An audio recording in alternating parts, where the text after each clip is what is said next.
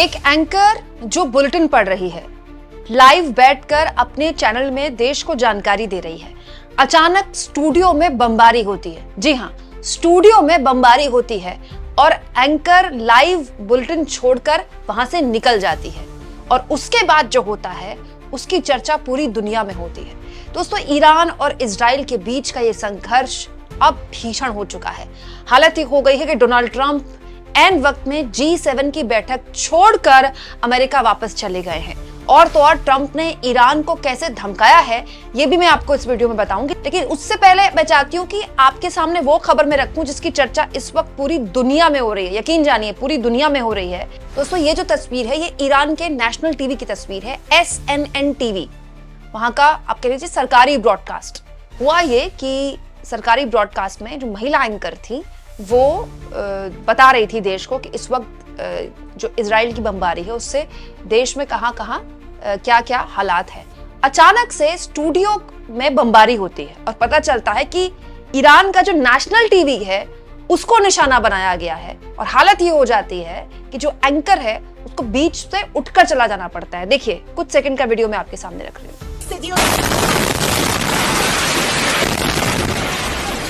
दोस्तों, इसके बाद तो पूरी दुनिया में ये वीडियो वायरल हो गई कि भाई ईरान के नेशनल टीवी पर इजराइल कैसे हमला कर सकता है, क्योंकि दोस्तों ये हर लिहाज से पत्रकारों पर हमला है।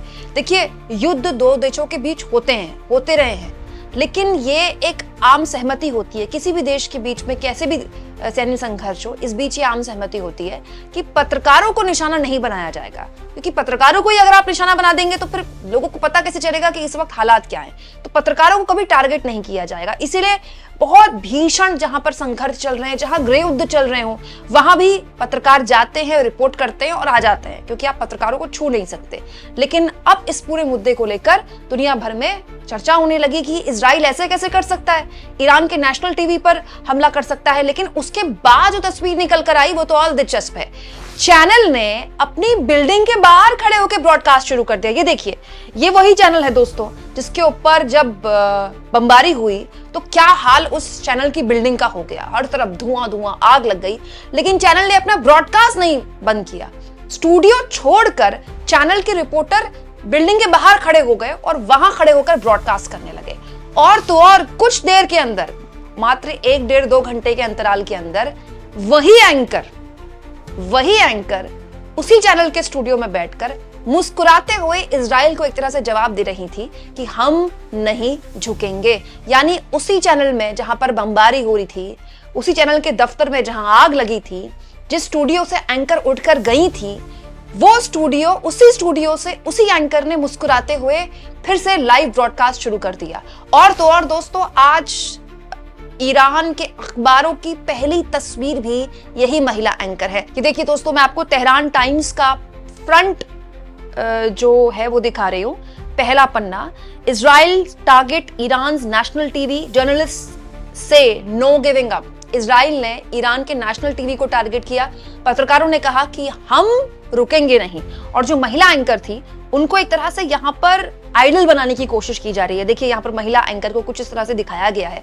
ये जो तस्वीर है दोस्तों, ये बहुत सांकेतिक तस्वीर बनाने की कोशिश ईरान कर रहा है, क्योंकि अगर ये सांकेतिक तस्वीर बन गई है तो ये तस्वीर न केवल आम लोगों के बीच, जो उस खाड़ी मुल्कों के, अरब मुल्कों के आम लोग हैं, उनके बीच एक अलग तरह की चेतना पैदा करने की कोशिश ईरान कर रहा है, बल्कि पूरी दुनिया को भी बताने की कोशिश कर रहा है कि देखिए, हमारे यहाँ के पत्रकार जिनको लाइव एंकरिंग करने से रोका गया वो भी इजराइल से डरे नहीं। दोस्तों, इसके अलावा ईरान ने नीचे देखिए इसी फ्रंट पेज में एक और तस्वीर लगाई है, if Israel doesn't target civilians who are these victims. ये जो लोग हैं ये वही हैं जो इस बमबारी में आम लोग जिनकी जान गई। दोस्तों, ईरान खुलकर न केवल अपनी संसद में बल्कि अपने लोगों को बता रहा है जानमाल का कितना नुकसान हुआ, वो छुपा नहीं रहा है। हालांकि इजराइल से अभी खुले तौर पर इस तरह की खबरें नहीं आ रही हैं कि इनफैक्ट वहां नुकसान एग्जैक्टली कितना हुआ, लेकिन नुकसान वहां भी हुआ है। हाँ, ये बात सही है कि ईरान का बहुत ज्यादा नुकसान हुआ है, बनस्पत इजराइल का उतना नुकसान नहीं हुआ है, जानमाल के लिए भी अगर हम कहें, बिल्डिंग के लिए भी कहें। लेकिन ईरान इस नुकसान को अपने लोगों के बीच बता रहा है, एक सिंपैथी गेन करने के लिए। हालांकि दोस्तों, स्थितियां काफी बदल भी गई हैं, क्योंकि अमेरिका के राष्ट्रपति डोनाल्ड ट्रंप अचानक से G7 की बैठक छोड़कर वापस अमेरिका चले गए हैं। जी हाँ, और ये ऐसा करने से पहले ट्रंप बकायदा चेतावनी दे रहे हैं ईरान को।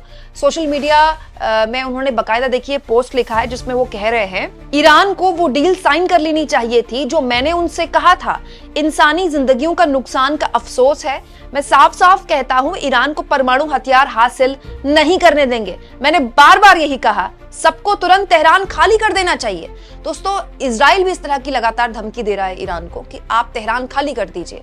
लेकिन जब से ट्रंप ने कहा तेहरान खाली कर दीजिए, ईरान के लोगों में काफी एक चिंता, एक नर्वसनेस, एक डर पैदा हो गया, क्योंकि ऐसा संकेत मिलने लगा ट्रंप के इस बयान से कि अब अमेरिका खुले तौर पर जिस तरह की इस युद्ध में या इस संघर्ष में आने के लिए बच रहा था, अब वो ऐसा कर सकता है। और अगर ऐसा किया तो ईरान के लिए बहुत बड़ी मुश्किल पैदा हो जाएगी। और कुछ इस तरह से ईरान से बाहर निकलने वाली जो सड़कें हैं, वहां देखिए पिछले कई घंटों से वहां पर भीषण जाम है, क्योंकि जो तेहरान से निकलने वाले लोग हैं उनकी तादाद बहुत बढ़ गई है, क्योंकि अब ट्रंप ये बात बोल रहे हैं। हालांकि दोस्तों, इस पूरे मुद्दे को लेकर लगातार दोनों तरफ से बयानबाजी हो रही है, क्योंकि जब इजराइल ने कहा कि आप तेहरान खाली कर दीजिए, वहीं जो ईरान है वो भी लगातार बयान दे रहा है कि आप तेल अवीव खाली कर दीजिए। यहाँ एक और चीज मैं आपको बता दूं दोस्तों कि ईरान की तरफ से भी ये बयान आ गया कि क्योंकि इजराइल ने हमारे स्टेट चैनल को निशाने पर लिया, हमारे देश के चैनल को, तो अब हम उनके चैनल को निशाने पर लेंगे। ईरान के सरकारी चैनल पर हमले के बाद ईरान ने इजराइल को चेतावनी दी है कि चैनल 12 और चैनल 14 को खाली करने को कहा है, वहां का स्टेट टेलीविजन। तो ये जो है ये अब सीधे मतलब टिक फॉर टैक वाला मामला हो गया है। हालांकि जो प्रेशर पॉलिटिक्स है वो भी खूब हो रही है और जबरदस्त तरीके से ऐसी एग्रेसिव बयानबाजी हो रही है जो साइकोलॉजिकल वॉर, क्योंकि जब युद्ध होता है दोस्तों, जब ऐसा संघर्ष होता है तो अलग अलग मोर्चों पर लड़ाई लड़ी जाती है। वो साइकोलॉजिकल दबाव ईरान पर लगातार इजराइल और अमेरिका बनाने की कोशिश कर रहा है। जैसे नेतन्याहू की तरफ से एक बहुत ही एग्रेसिव बयान आ गया कि खामेनेई की हत्या से ही ये युद्ध समाप्त होगा। ये बहुत एग्रेसिव बयान है।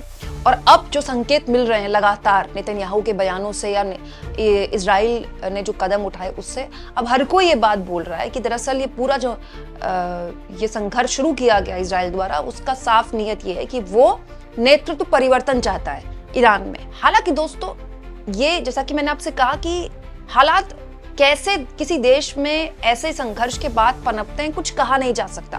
क्योंकि देखिए, जितना ईरान पर हमला होगा, ईरान की जनता अपने नेतृत्व से बहुत शिकायतें उनको अपने नेतृत्व से, लेकिन अपने नेतृत्व के पीछे और मजबूती से खड़ी होगी। और ये बिल्कुल उल्टा है इजराइल के साथ। इजराइल पर जितना नुकसान होगा तेल अवीव में या वहां के शहरों में, वहां की जनता अपनी सरकार से उतने सवाल पूछेगी। क्यों? क्योंकि दोनों देशों में फर्क है। इजराइल एक बहुत छोटा देश है जिसमें जनसंख्या बहुत कम है, और वहां की जनता वहां एक लोकतांत्रिक देश है, और वहां की जनता अपने सरकार पर प्रेशर बनाएगी, जो कि एक लोकतांत्रिक देश में होता है कि आप इस तरह के भीषण युद्ध में गए क्यों, जब ईरान पहले ही डील साइन करने के लिए अमेरिका के साथ बैठा हुआ था। ईरान अभी भी लगातार बयान दे रहा है। हालांकि दोस्तों, अमेरिका के राष्ट्रपति ट्रंप का G7 की बैठक छोड़कर वापस अमेरिका जाना, इसके दो मतलब हो सकते हैं कि या तो अब डील फाइनल होने की कगार पर है और ये संघर्ष खत्म हो जाएगा, या फिर ये मामला आगे बढ़ेगा। और अगर अमेरिका खुलकर इसमें सामने आ जाता है और मामला आगे बढ़ता है, तो फिर दुनिया रूस और चीन को देखेगी। और इसके अलावा दोस्तों, साथ में दुनिया ये भी देखेगी कि ईरान के आसपास जो मुस्लिम ममालिक हैं, जो बाकी मुल्क हैं जिनके साथ ईरान के वैसे संबंध कोई बहुत खास नहीं रहे हैं, लेकिन उन्होंने इस संघर्ष में ईरान के सपोर्ट में कम से कम बयान दिया है, उनका रुख क्या रहता है।